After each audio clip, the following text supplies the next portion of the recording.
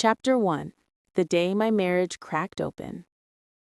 My name is Ava Moreland, and before anyone knew me as the woman who uncovered a storm of lies, identity theft, and a family willing to protect a toxic man at any cost, I was just someone trying to love quietly and build a life that felt safe.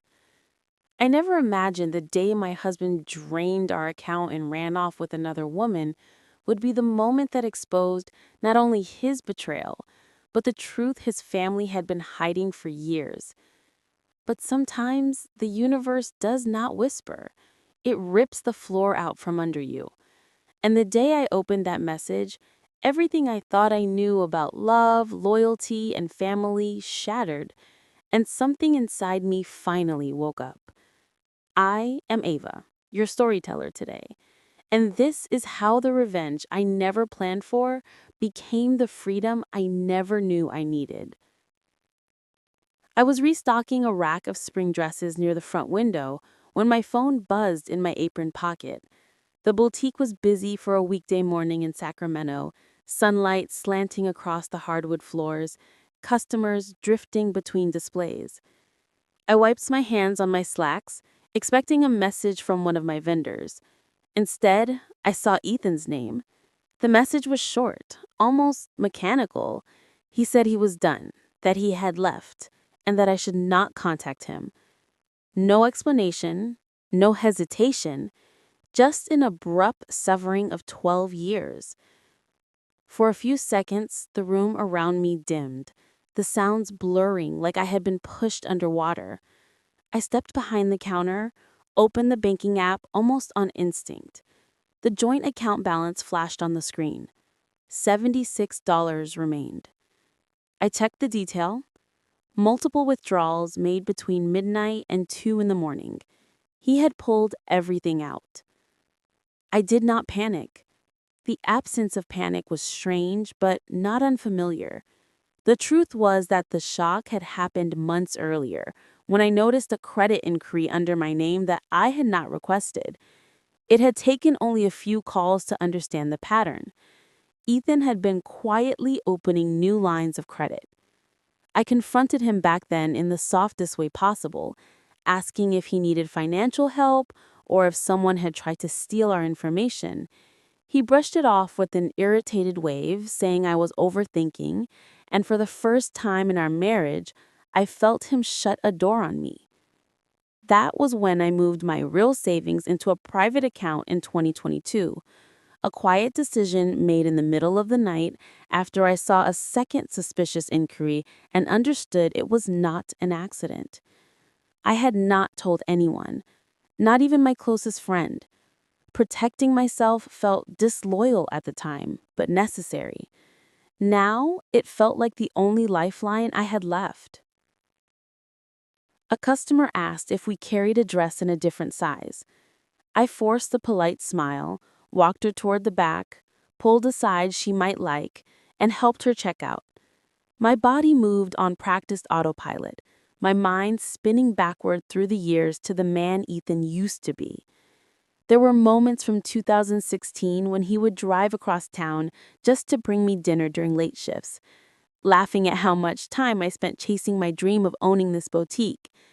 In 2017, when I finally opened the doors, he brought champagne and stood behind the counter with me. But somewhere around 2020, he began shrinking inwards. Long silences at dinner, comments about how my business was doing better than his job, a tension in his jaw when customers complimented me, a restlessness that seemed to hollow out parts of him. My phone rang again. I stepped into the tiny office at the back to answer. It was Marjorie, his mother. She exhaled sharply, as if she had been waiting for me to pick up. She wanted to know what I had done to drive her son away. She said my focus on the boutique had made him feel unneeded. Her words stabbed at the most familiar guilt in me. I told her calmly that I was safe and handling things. She kept pushing until I finally said I had customers waiting and ended the call. I sat at my desk for a moment, letting the tremble fade from my hands. A notification sounded. Another message. The name on the screen was unfamiliar. Lily Dawson, a young woman I had only heard about through whispers in an accidental glimpse of a text on Ethan's phone months earlier. She wrote that Ethan's cards were getting declined and asked what I had done. I stared at the message for a long time. I felt no urge to respond. Whatever illusion she had been sold was already cracking on its own. I called Sandra Hill, my divorce attorney. The line clicked after 2 rings. I told her about the text, the drained account, the credit issues. She was direct as always. She reminded me that the house I bought in 2015 was mine alone and never became marital property. She repeated that the boutique opened in 2017 and funded entirely from my own savings was separate as well. Ethan had no legal claim. The relief was not joy, but clarity, a firm ground beneath what felt like a collapsing structure. She asked if I had continued documentation as she had advised last year when I first expressed concern about Ethan's financial behavior. I told her everything was stored. After we hung up, I opened my laptop, clicked into the folder named Case M. Inside were scanned bank statements, screenshots of flagged charges, emails from credit agencies, expense logs, even a few printed receipts I had photographed. Months of quiet suspicion laid out in digital rows. My breath steadied as I scrolled through them, not because I wanted proof he had betrayed me, but because I needed to know that I had not lost my mind, that I had not imagined the subtle changes, that I had not exaggerated the danger. A wave of memory rose again, this time late nights when Ethan would come home defensive and irritable if I asked simple questions about his job at Ryden Tech, the mid-size firm where he managed product teams.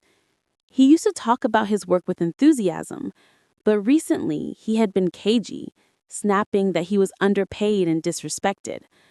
I assumed he was burned out. I did not understand how deep the spiral went. I checked the time, nearly closing. I stepped out of the office, letting the ordinary rhythm of the boutique wash over me. The soft music, the faint scent of the candles I sold near the register, the rustle of shopping bags. This space was the one place in my life that had never lied to me. Every inch of it existed because of choices I made, risks I took, hours I worked. I locked the door after the last customer left, flipped the sign to closed, and stood for a moment in the quiet. The weight of what had happened hovered just outside my skin, waiting to be acknowledged. I was not ready yet. I gathered my bag, shut down the register, and turned off the display lights one by one. The evening air outside felt cooler than it should have for early summer. I breathed it in, steadied myself, and headed to my car. Tomorrow I would meet with Sandra. Tomorrow the real process would begin. Tonight, all I needed was to be alone with the truth that my marriage had ended long before Ethan sent that final message. Chapter 2. Men unravel, women prepare. The next morning, I woke up before my alarm, the kind of abrupt waking where your body remembers what your mind would rather forget. For a moment, I lay still, staring at the hairline crack in the ceiling above my side of the bed. Ethan's side was empty, the indentation where his body usually rested already starting to rise back up.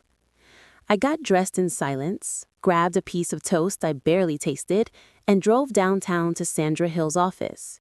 Her building was one of those older brick places near the courthouse in Sacramento, remodeled inside with glass walls and too bright lighting.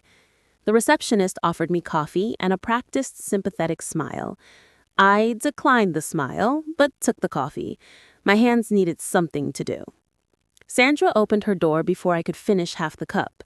She was in her mid-40s, neat, dark hair, a navy suit that managed to look both kind and dangerous. She asked how I was holding up.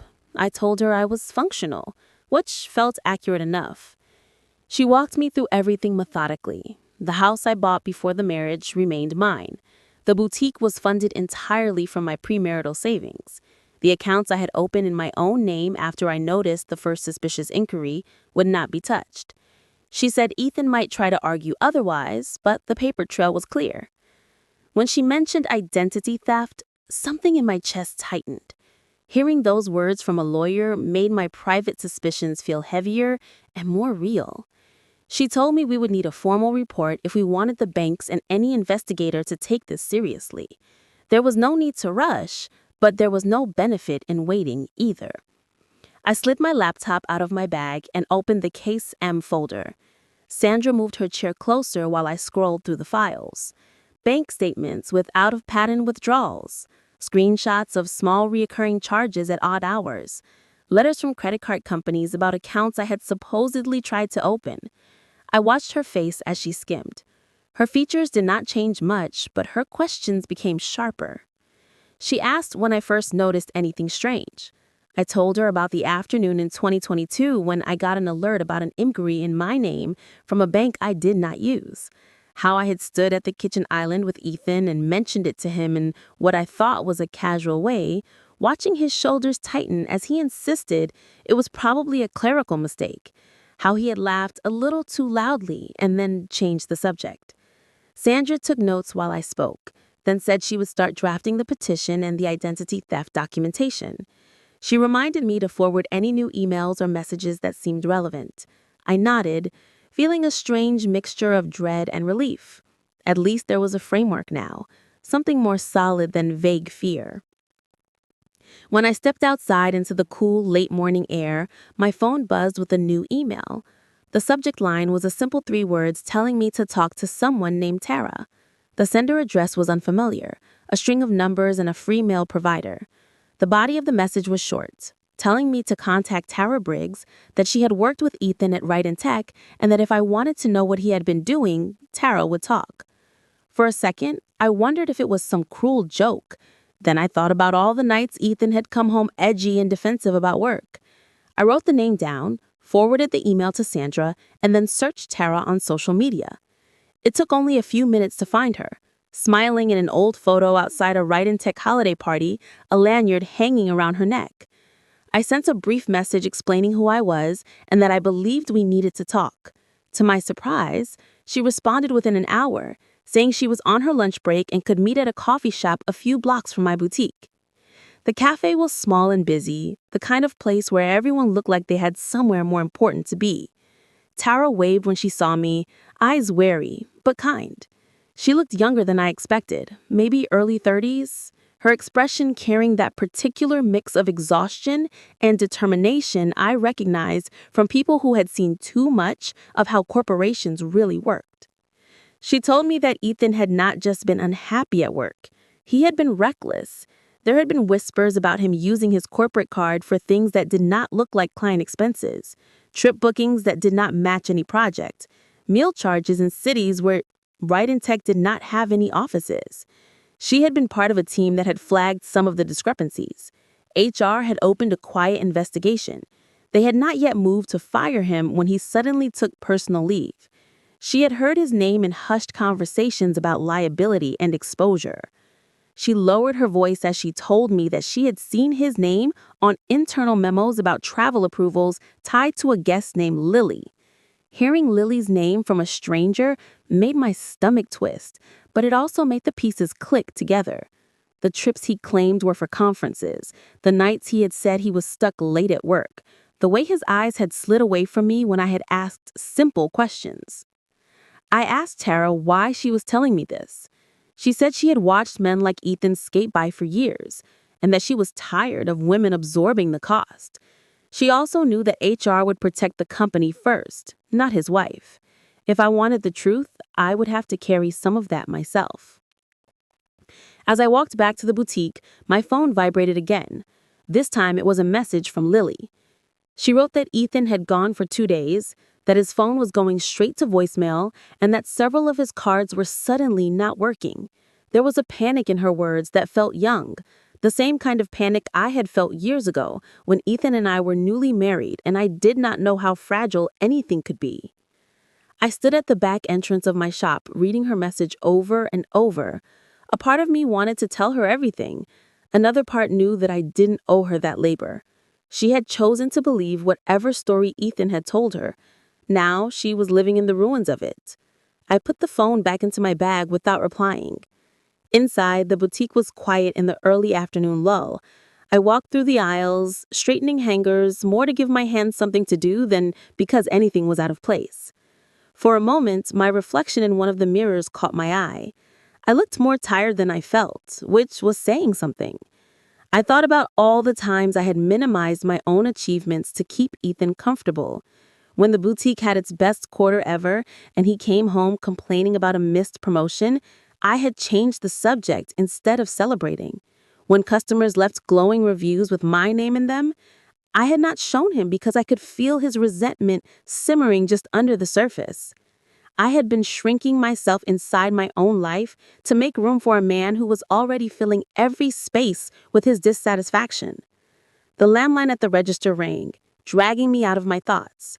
It was the bank. The representative politely confirmed that someone had tried the night before to open a new credit line using my social security number and our old address. They wanted to verify that it was not me. I felt a cold, steady anger settle in. I confirmed it had not been authorized, answered their security questions, and took down the reference number. As soon as I hung up, I called Sandra again and relayed everything. She said this attempt was exactly the kind of detail that strengthened the identity theft case. She told me she would add it to the documents and that we would need to get a police report started soon. That evening, after closing the shop, I sat at the dining table with my laptop and scrolled through Ethan's old messages stored in the cloud. I knew his patterns, his passwords, the slightly smug way he reused things he shouldn't. It didn't take long to find a thread between him and a college friend he still occasionally met for drinks. In it, he complained about how hard he worked and how little respect he got at home. He bragged that if things went south, he could push for half of everything, that the boutique only existed because he had supported me in the early days. He wrote that it was only fair he cash out, that I owed him that much. Reading his words, I felt something inside me harden in a way that wasn't cruel, but final. I took screenshots of the conversation, saved them into Case M, and then went back through my emails, my statements, my receipts. Each document went into its proper folder. Every unanswered question got a small digital placeholder to return to later. By the time I closed the laptop, the sky outside had gone fully dark. The house was quiet, a little too large for just one person, but it was mine. For the first time since Ethan's message, I let myself feel less like a woman abandoned and more like a woman preparing. There was still so much I did not know, but I knew enough to understand that this was no longer about trying to keep a marriage together. It was about protecting the life I had built so carefully from the man who had decided he deserved to break it. Chapter 3: When Karma Knocks. The next few days blurred into a pattern of opening the shop, taking care of customers, and sending Sandra every new document that touched my life.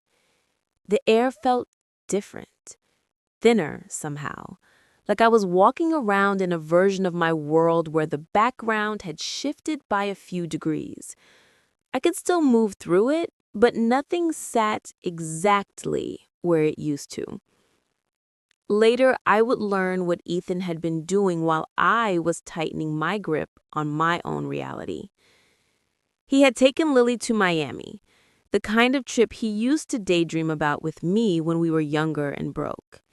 The hotel lobby was cool and white and expensive, the kind of place where they scented the air and played quiet music. He had stepped up to the check-in desk, given his name, and put his card down with the confidence of a man who believed money would always find a way to please him.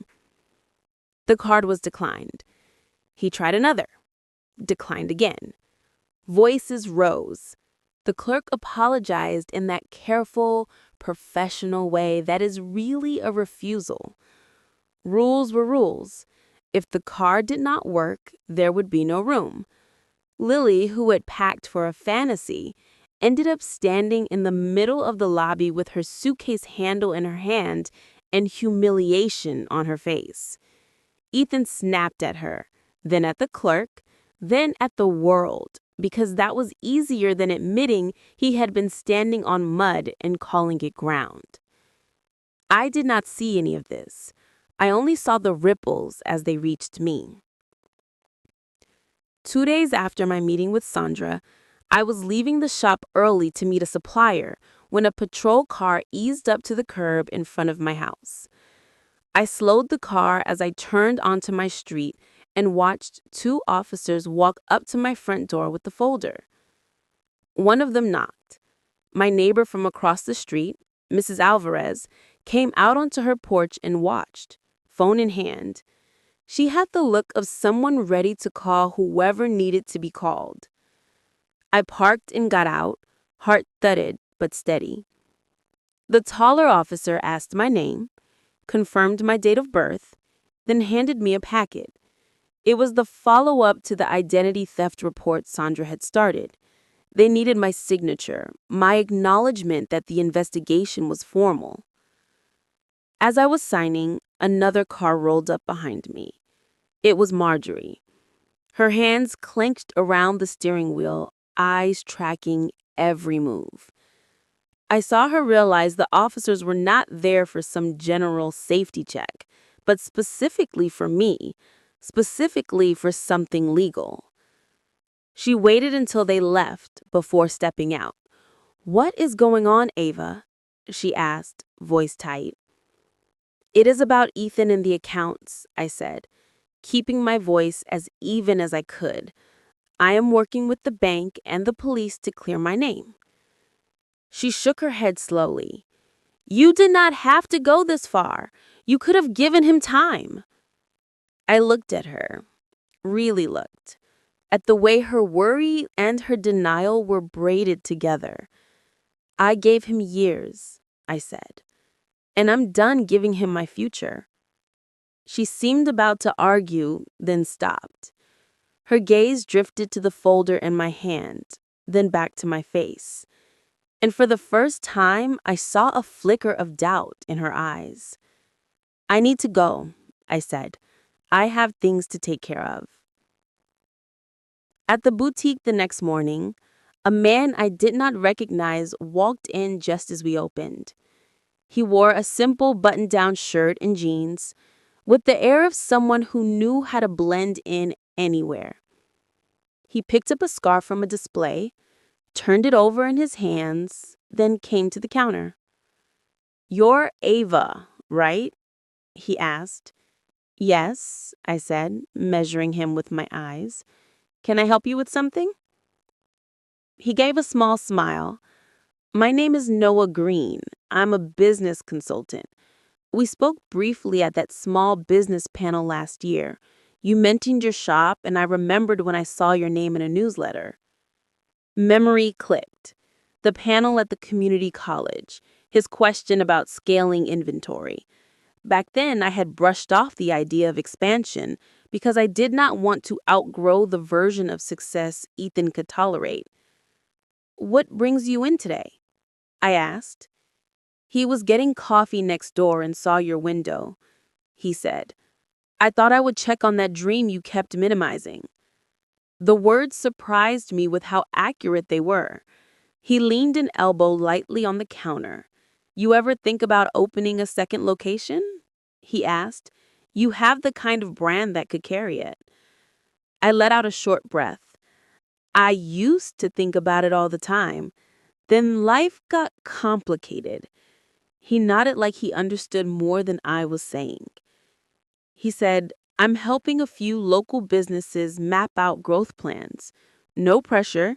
If you ever want to talk numbers or strategy, I'm around." He slid a card across the counter. I hesitated, then took it. "I might take you up on that," I said.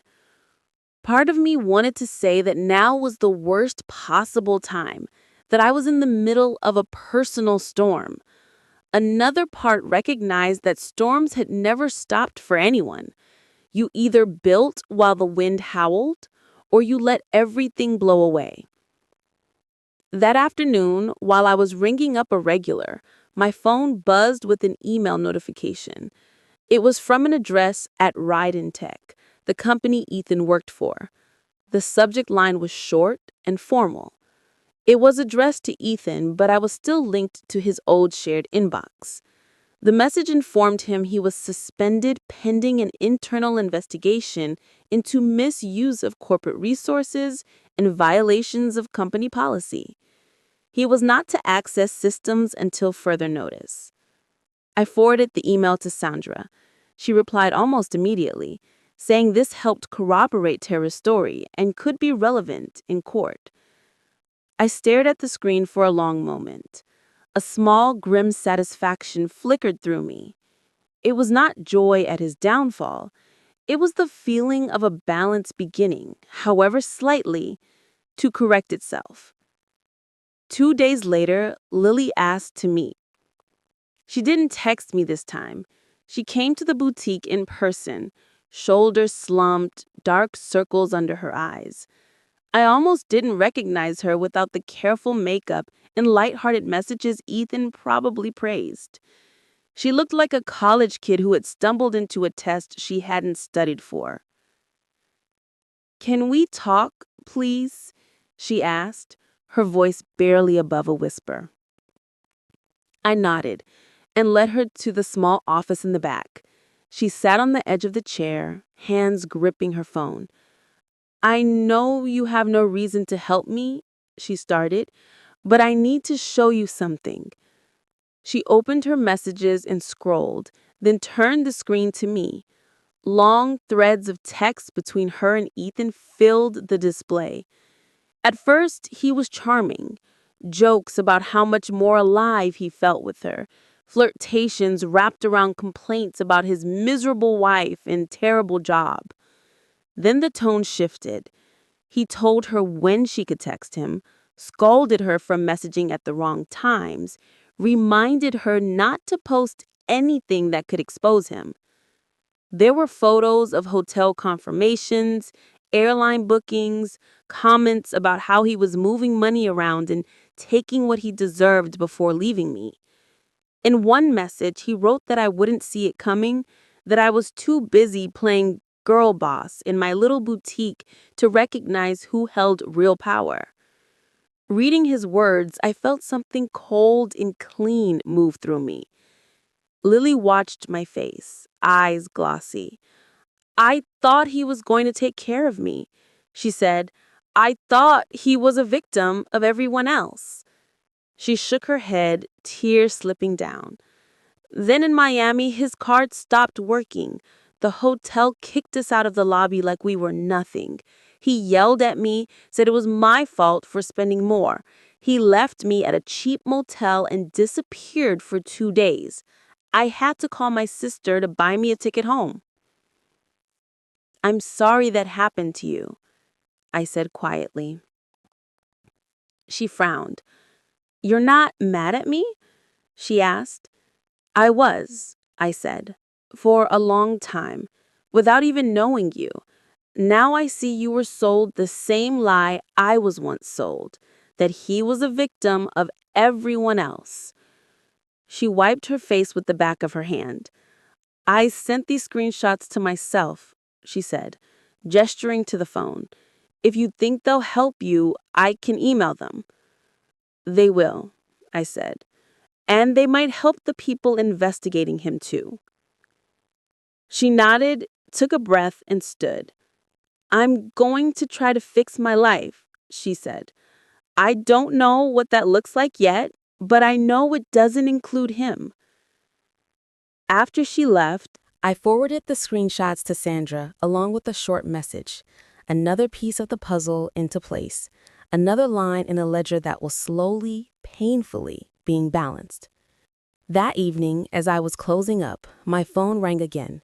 It was Ethan's sister, Jenna. We had not spoken since before Ethan left, back when she called to lecture me about being more supportive.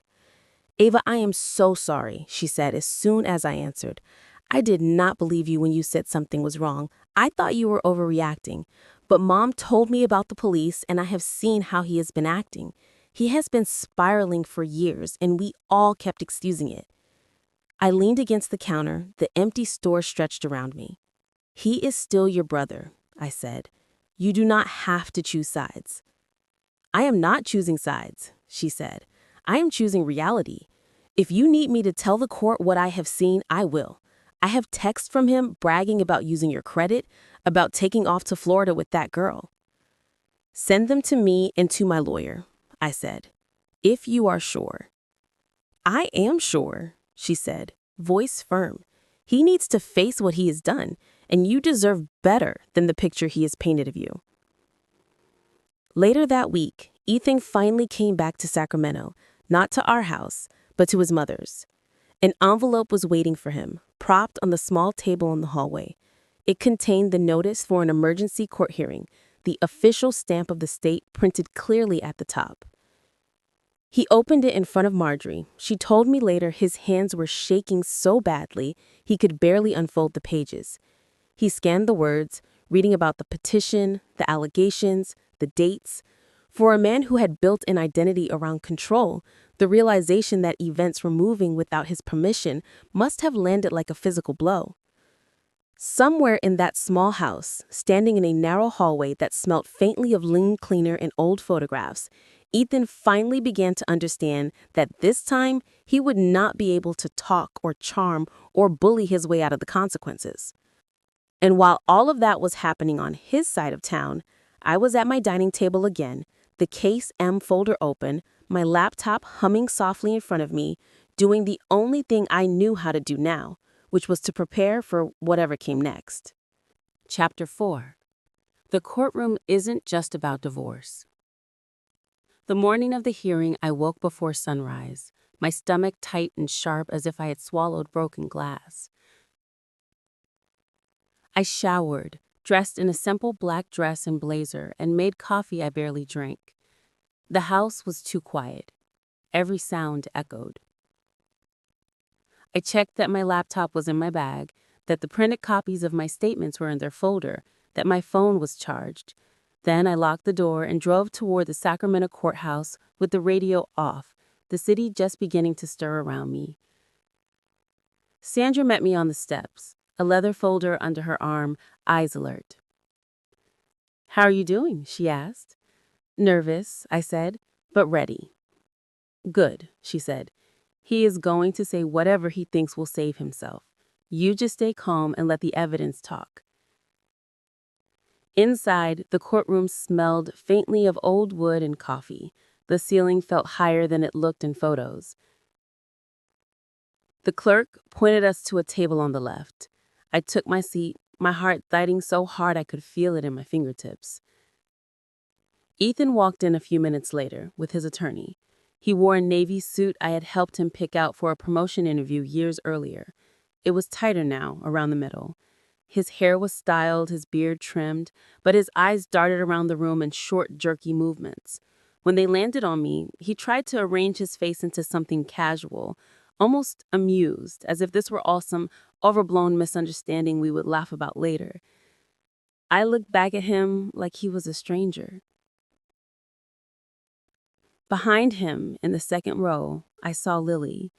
She sat very still, hands folded in her lap, her hair pulled back. She wore no dramatic makeup, just a pale, tired face, and eyes that looked older than the last time I had seen her.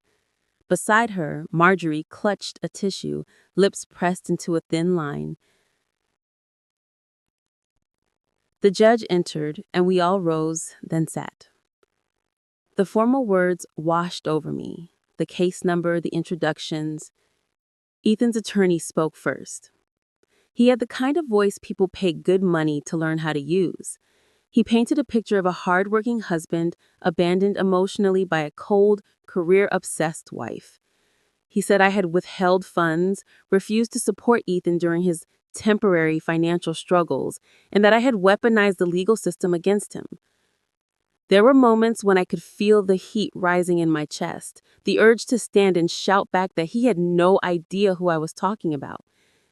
Sandra placed a hand lightly on my arm under the table, a reminder to stay seated, to let this play out. When it was her turn, Sandra did not raise her voice. She simply walked the judge through the documents one by one. Bank statements showing the depletion of the joint account, records from my private account, established long before any affair, funded only by my income. Copies of letters from credit agencies about accounts I had never opened, email from Ride and Tech confirming an internal investigation into Ethan's misuse of corporate travel expenses. These are not the actions of a man in temporary financial distress. These are patterns of deception. The judge peered over his glasses at the papers, his expression unreadable. About halfway through Sandra's presentation, the door at the back opened and a uniformed officer stepped in. He spoke quietly with the clerk, then waited. The judge looked up. "Officer, you have something relevant to this case?" he asked. "Yes, Your Honor. I am Officer Daniel Hale with Sacramento Police. We have completed the preliminary identity theft report involving Mrs. Moreland as the victim and Mr. Moreland as the suspect. I was asked to deliver it to the court today." My breath caught for a moment at the word victim.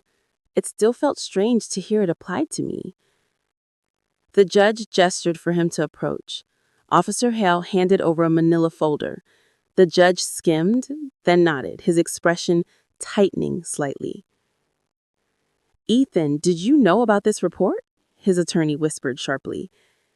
Ethan shook his head, his jaw clenched. Sandra requested that the report be admitted to the record. The judge agreed. A small shift rippled through the room. The ground tilted, but this time in my favor. Then something I did not expect happened. Marjorie stood up. "Your Honor," she said, voice shaking, "may I say something?" The judge hesitated, then nodded. She walked slowly to the front, clutching her tissue like a lifeline. "I am Ethan's mother," she said. "I believed every word he told me. He said his wife was starving him of money, that she was cruel and cold. I called Ava, blamed her, made her feel small when she was the one keeping things together. I watched police bring papers to her door, and he still told me it was all her fault." She swallowed hard. "I went to his room," she continued, "and I saw letters from the bank, notices from his company, things he never told us. He has lied to this court. He has lied to me. I cannot defend him anymore." Ethan's face went red. "Mom, stop," he hissed. "You do not understand what you are saying." She turned to look at him with a sadness so deep it almost hurt to see. "I understand enough," she said. "I raised you to take responsibility for your choices, not to drag everyone else down with you." The judge thanked her and asked her to return to her seat. The courtroom felt tighter, the air heavier. Ethan snapped. "This is all her doing," he suddenly shouted, pointing at me. "She turned you against me. She has been planning this for years. She loves her stupid boutique more than she ever loved me." "Mr. Moreland," the judge said sharply, "control yourself. You are not helping your case." Ethan kept going, his voice edging on frantic. He said, "She made me look like a criminal. She moved money behind my back. She talked to my coworkers. She turned that girl against me. She is not the victim here. I am." There was a rustle from the back row. Lily stood up. "Your Honor," she said, voice small at first, then finding strength. "I have messages from Ethan that I think matter." She walked to the front, her hands trembling slightly as she held up her phone. The clerk helped display printed screenshots Sandra had already submitted into evidence from the copies she had emailed her days before, the words projected on the small monitor by the bench. In one thread, Ethan bragged about cleaning out the joint account before I could touch it. In another, he wrote that he would go after half the boutique in the divorce because he deserved the payout. There were messages where he told Lily when she was allowed to text him and scolded her for almost blowing their cover. There were lines where he called me lazy, ungrateful, crazy. Lily looked over at me, then back at the judge. He said his wife controlled all the money, she said. He said she abused him. But he was the one who told me not to talk to anyone, not to post selfies, not to tell my friends his real name. When his card stopped working in Miami, he blamed me. Then he disappeared for 2 days. I realize now I was never helping him escape. I was just another place for him to hide. Ethan glared at her. You used me, he spat. You liked the trips. Don't act innocent now. No, she said quietly, but clearly. I like the person I thought you were. That person does not exist. The judge let the silence hang for a moment, then turned back to the attorneys. I have heard enough, he said. He tapped his pen against the identity theft report. Here is what I see. A pattern of financial misconduct by Mr. Moreland, evidence of attempts to open credit in Mrs. Moreland's name without her consent, ongoing internal investigation by his employer for misuse of corporate travel expenses, testimony from his own mother and a former companion contradicting his narrative. He looked at Ethan. You do not look like a man who has been deprived of resources. You look like a man who has been abusing them. He ruled that my home and boutique were separate property, completely outside the reach of the divorce settlement. He ordered that all remaining joint assets be frozen and that any funds Ethan had taken in the weeks leading up to his departure be repaid as part of the financial orders. He granted an injunction preventing him from opening any new credit lines in my name. He approved the continuation of the identity theft investigation and, as a condition, ordered Ethan to surrender his passport to prevent travel outside the country until the matter was resolved. Ethan slumped back in his chair, the false confidence gone. His attorney whispered something about appeals, but his eyes were unfocused, staring at nothing. The judge concluded the session. The clerk called the next case. People began to move, the spell breaking. I gathered my things, my hands surprisingly steady. As I walked down the aisle toward the exit, I passed Lily. She looked up at me. I am sorry, she said softly. I know, I replied. Take care of yourself. Near the door, Marjorie reached out and touched my arm. Ava, she said, her voice raw. I was wrong about you. I do not expect you to forgive me, but I am so sorry for what he has done. Her eyes filled with tears. For a moment, I saw not the woman who had called to accuse me, but a mother watching her son self-destruct. I hope he gets help, I said, for his sake and yours.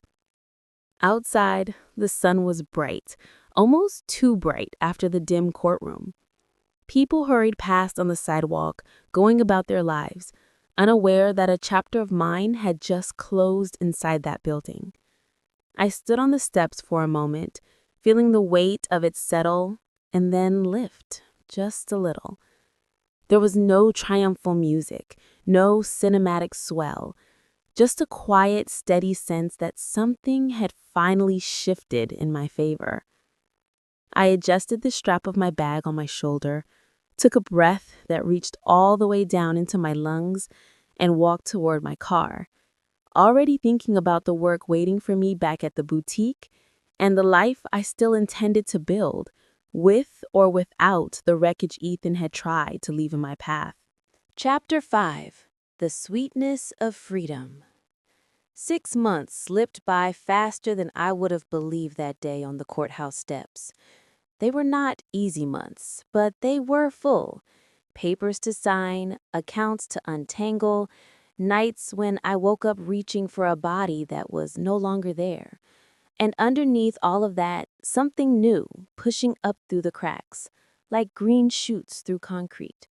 the sense that my life could grow in directions I had not let myself imagine while I was busy managing someone else's storms. The second boutique started as a scribble in a notebook. Then it became a folder of numbers and neighborhood maps, rent comparisons, and lists of vendors who could handle a bigger volume. Noah sat across from me at my kitchen table one Saturday afternoon, with the laptop open between us, adjusting projections and asking the kinds of questions I had once been afraid to answer honestly. How big do you want this to get? How many locations can you realistically manage? What do you want your days to look like 3 years from now?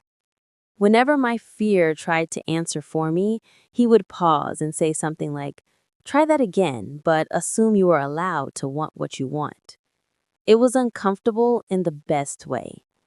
By the time fall rolled around, we were standing inside a narrow space on a side street in San Francisco, dust motes spinning in the light from floor to ceiling windows, both of us trying to see past the peeling paint and old carpet to what it could be. I walked from wall to wall, touching each surface, imagining racks and mirrors and a small seating area by the front. It felt like walking through a future I had thought was reserved for other people. On opening day, I stood behind the counter of Ava Lane, San Francisco, watching strangers wander in and out, listening to the buzz of the city outside and the quiet compliments inside. A young woman named Harper worked the floor with me, a 23-year-old who wore everything like it had been custom made. During breaks, she would scroll through her phone, sigh, and then flip it over. One slow afternoon, I asked how she was doing. She laughed and said she was fine, then admitted her boyfriend of 3 years had just broken up with her out of nowhere and that she felt ridiculous for being so devastated. I told her about being 23 and getting my heart broken by a boy who could not handle that I wanted more than what he did. I did not tell her about Ethan, not yet. That story belonged to another chapter. I told her instead that there was nothing ridiculous about mourning a version of your life that you had already built in your head. It was work to dismantle that, but it was work that left you stronger if you did not rush it. We ended up talking in the stockroom for nearly half an hour while the shop was quiet, boxes around us and the faint hum of the city coming through the back door. She asked how I had ended up owning my own boutique. I shrugged and said I started by putting one dress on one rack and believing that maybe there were people who would want what I had to offer. It sounded too simple, even as I said it, but sometimes the truth is. While my world in San Francisco was slowly expanding, Ethan's was shrinking. Right and Tech had terminated him. HR findings had a way of following people in his industry, and Sacramento was not as big as he liked to pretend it was. Word traveled. The internal investigation turned up enough questionable expenses and policy violations that no one wanted to take a chance on him. He moved fully into Marjorie's house, filling his old bedroom with stacks of unopened mail and half-finished schemes that went nowhere. Every so often, someone in the extended family would mention that he seemed smaller somehow, a man living on the fumes of his own self-pity. One evening at the original boutique in Sacramento, as I was closing up, Lily walked in. She looked different, quieter. There was no trace of the wide-eyed girl who had stood in my office months before, clutching her phone like a shield. She wore simple jeans, a sweater, and no visible attempt to impress anyone. I locked the door behind her and flipped the sign, then turned to face her. "I was not sure you would still be here," she said, glancing around. "I'm not going anywhere," I said. "What can I do for you, Lily?" She exhaled. "I wanted to say thank you for how you treated me at the hearing, for not tearing me apart when you had every reason to." I leaned against the counter. "I was not the one who made vows to me," I said. "You made a mistake. You have been paying for it." She nodded. For a long time, I thought his chaos was passion. I thought the way he talked about breaking free and starting over meant he was brave.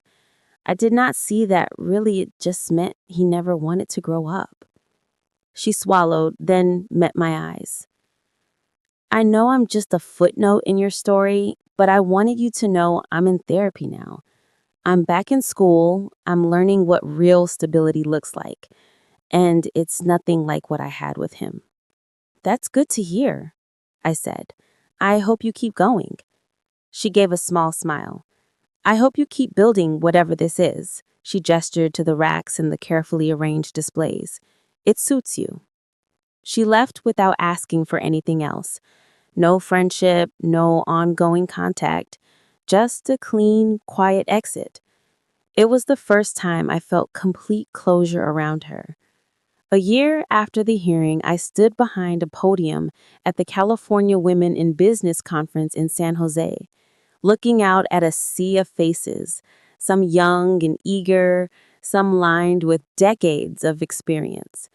All of them there because they believed in building something that belonged to them. My talk was about financial independence and self-worth. I spoke about saving when it didn't seem urgent, about reading every contract you signed, about the way small daily choices added up to a safety net that no one could easily cut through. I talked about learning the difference between supporting a partner and carrying them, and about the quiet courage it takes to admit you're in a situation that is slowly eroding you. I did not say Ethan's name. He did not deserve to be the headline of any part of my story anymore. Afterward, women lined up to tell me pieces of their own lives. The husband who insisted on handling all the money until he didn't. The girlfriend who woke up one day to find her credit ruined by someone she loved. The mother who stayed too long because she was afraid of starting over. I listened, hugged when asked, and told them what I wish someone had told me years earlier. You are not crazy. You are not selfish for wanting safety. You do not owe anyone your ruin. 5 years passed, and the shape of my life changed in ways that would have felt impossible when I sat at my dining room table, drowning in bank statements. The boutiques had become a small but solid brand, with stores in Sacramento, San Francisco, and a modest online presence that reached farther than I ever had. I rented a small place near the waterfront in San Francisco, a 2-bedroom apartment with light that poured in every morning and a view of the bay that made even hard days feel softer. On some evenings, I would walk along the Embarcadero watching couples and joggers and tourists, feeling deeply and quietly content. Not every day was happy. That's not how life works.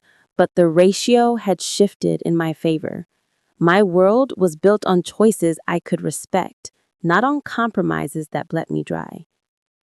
News of Ethan still reached me occasionally through Jenna, through whispered family updates, through the random suggestion of a social media algorithm that showed me a profile picture I almost didn't recognize. He had eventually moved out of Marjorie's house into a small apartment near a strip mall on the edge of town. He was unemployed more often than he wasn't, picking up temporary work when he could get it, leaving when expectations pressed too hard against his old habits. I saw once a dating profile Jenna sent me with an eye roll. His description talked about being misunderstood, about wanting someone who would stick by him no matter what. The photos were carefully chosen, angled, edited, but there was something slack around his eyes, a weariness that no filter could erase. I did not feel triumph when I saw it. I felt a distant sadness, like looking at the ghost of a life that could have gone differently if he had ever chosen to tell the truth, starting with himself. One rainy afternoon, back at the flagship boutique in Sacramento, I stood at the front window between customers, watching cars spraying water along the street. The mannequins behind me wore the new spring collection, bright colors against the gray sky. In the glass, my reflection looked back at me, older than when this story began, a little more lined around the eyes, but standing straighter somehow. I thought about the girl who had been so grateful to be chosen that she ignored the small signs of danger. I thought about the woman who stayed up nights moving numbers between accounts, hoping to outrun the damage someone else was doing. And I thought about the version of myself standing there now, knowing she had chosen herself, finally and completely. If you have stayed with me through this whole story, I want to leave you with one thing. Heartbreak is not the end of your story, even when it feels like it might break you in half. Sometimes it is the door you would never have walked through on your own. I am curious where you are listening from right now, and whether you have ever found strength on the other side of something that almost ruined you. If you feel like sharing, tell me your city and the moment you realized you were stronger than your heartbreak. I will be here on the other side of this microphone, reading your stories and cheering quietly for you, the way I once had to learn to cheer for myself.